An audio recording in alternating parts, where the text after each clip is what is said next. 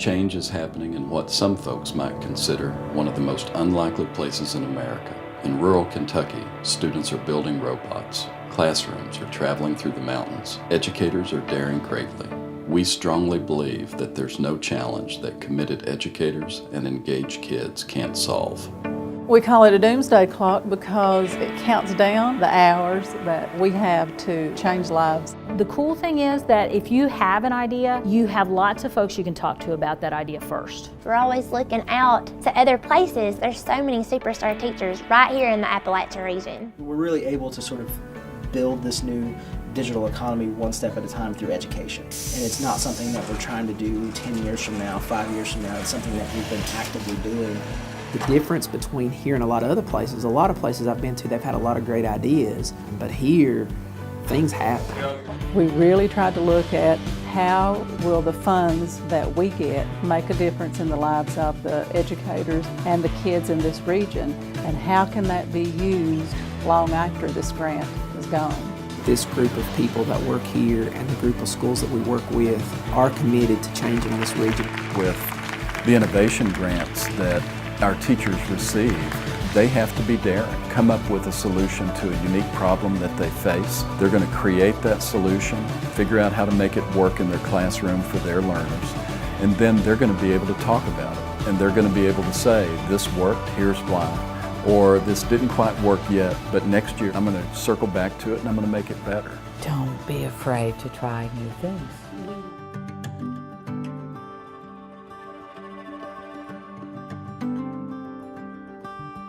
Do what is in the best interest of your students. Think about them. What is the best way to educate each and every child? We have a lot of problem with cancer in this area.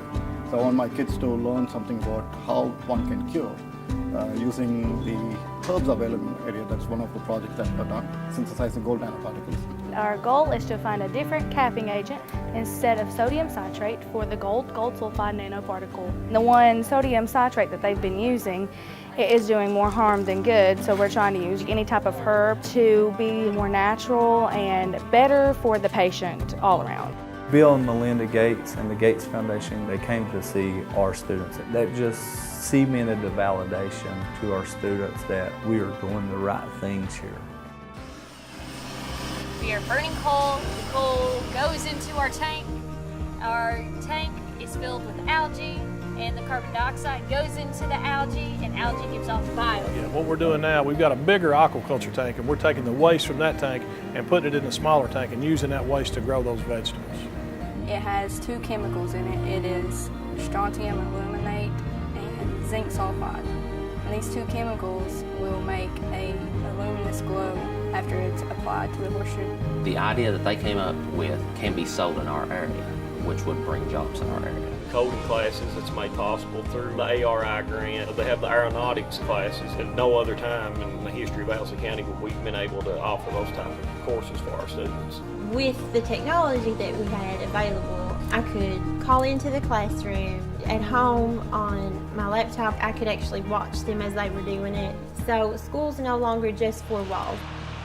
I think we could work something out where she could actually come to class on the robot.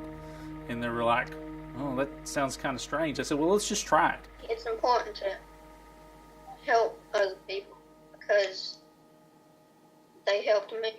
There's such a focus on instruction here. It's not about just getting ready for a test or just getting ready for accountability. It really is what we're supposed to be about, and that's the instruction of children to improve their lives. We believe that there is not a cookie-cutter approach to education. We believe that the folks who are in those schools know best how to serve their students. So our effort is to support them. We need multiple solutions that will affect varied elements of every system.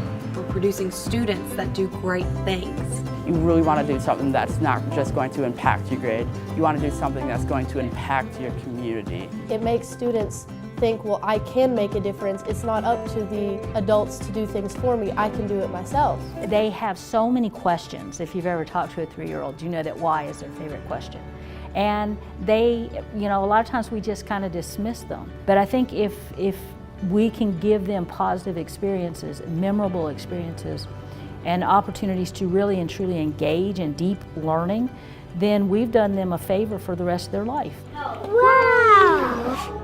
With KVEC reaching across from really preschool to college, we want to try and make sure that kids have the opportunity to sustain that ability to think for themselves. We're in a digital economy. The world itself is changing, so we have to prepare our students for this future world. So from that, we came up with this idea of creating this Appalachian Technology Institute, which actually started out as a computer science initiative in which we would offer coding classes.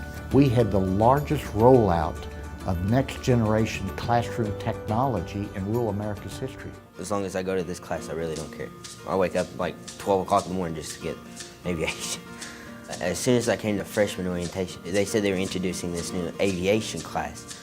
I just looked at my mom and said I have to join this class because I just love flying. I wanted to be my whole life a doctor, but then this came up and then my whole views changed. Coding is my passion, really. I love doing it at home. I love learning about it really anytime I can. We went to the different schools and we introduced coding to the elementary schools and some of the high school students and teachers. And we showed them that they were capable of doing computer science, that it wasn't something beyond their reach. I really want to get girls into coding because I know I have a couple friends that are into it, but they think that it's for guys. They think that they can't do it because they're a girl. And that's not true because girls can do anything a guy can do and they can do it better if they want to. I definitely want to stay here, and that's something I'm really big on. I can use my talents to improve my region. I feel like I have the ability and I have the passion to do that. As a region, we are experts at exporting our wealth. As jobs left this particular region, we were preparing our graduates to go to other parts of the country and contribute to those communities in very powerful ways. That's the question that we've got to figure out is how do we create systems that allow our kids to stay? How do we create vibrant communities, local communities, that if kids want to stay, they have the opportunity to stay? STARS is an acronym that stands for Students Transforming Appalachia with Real-World Solutions. STARS is the development of how we can help our students during their P-12 experience find real-world problems out there and walk these students through the process of solving those problems. Even though this is a place with a lot of hunters, not everybody around here or people that come into here know our wildlife and what can be dangerous. You can take a picture of flora or fauna and it will try to do like a backwards image search with Google and identify the hazards. It does notifications, so it syncs with the GPS and it notifies you of potential hazards that are in your area that have been pre-reported and sort of synced to a central database. So if you're stationary for longer than you've set, it will send an emergency text to whoever you set as your emergency contact and telling them your exact GPS location. My kids won the state high school competition for the Verizon Wireless App Challenge. It was all them. So the Holler is a social learning network that we're building specifically for Central Appalachia and Eastern Kentucky to give access to technology initiatives and digital learning within the region. When you want to create new digital products, it really does come down to, do you have access to the equipment to do it or not? So if we could build this studio space and take that equipment conversation out of the equation. And so really what it boils down to is ideas. Do we have the ideas here? And I think as long as we're embracing what students naturally are interested in and we're trying to show them how to take that from idea to actual content creation, then the ideas aren't going to be an issue. The kids get to raise brown trout this year, rainbow last year, and then we release those same trout in a nearby wildlife management area at the Paintsville Lake. And we had more than a 50% survival rate last year. Getting 50% was almost unheard of. So I grew up here, I went to school in East Kentucky. It's a pretty big jump to see kids involved in creating cancer cures, kids building tiny houses. The amazing amount of enterprise, the kind of cooperative learning that we're seeing pretty much blows the lid off of what we used to think of as education here.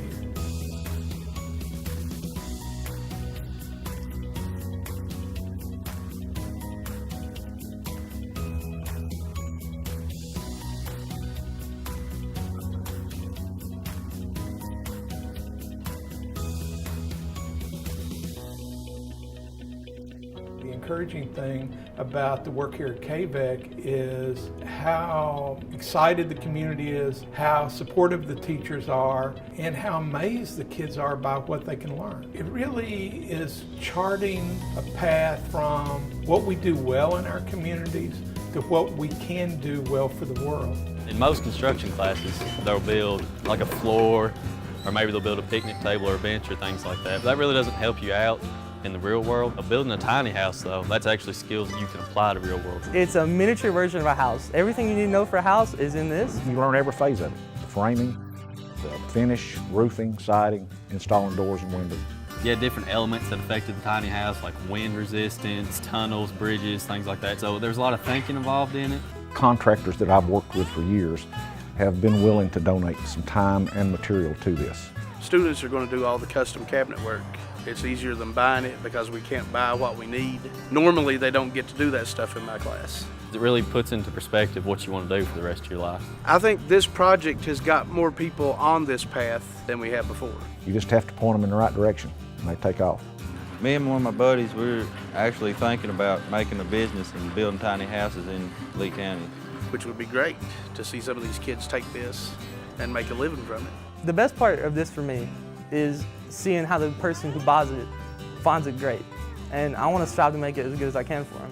The best part is it's going to be somebody's home, and to know somebody's going to have a shelter. The thing I'm most excited for with this tiny house is seeing the finished product of it, seeing how much it goes for. It feels pretty good to see something you worked so hard on actually come to life off paper. People come by and tell you, hey, I like this, and hey, I like that. You know, this is one of the nicer ones because it's like, I built this, you know, I had a part in this, and people, you know, actually like something you did. I would love to do this, to build another tiny house next year. I think it's the greatest way to teach these kids construction for our area. I don't think there's a better way to do it. I love seeing these kids accomplish this stuff.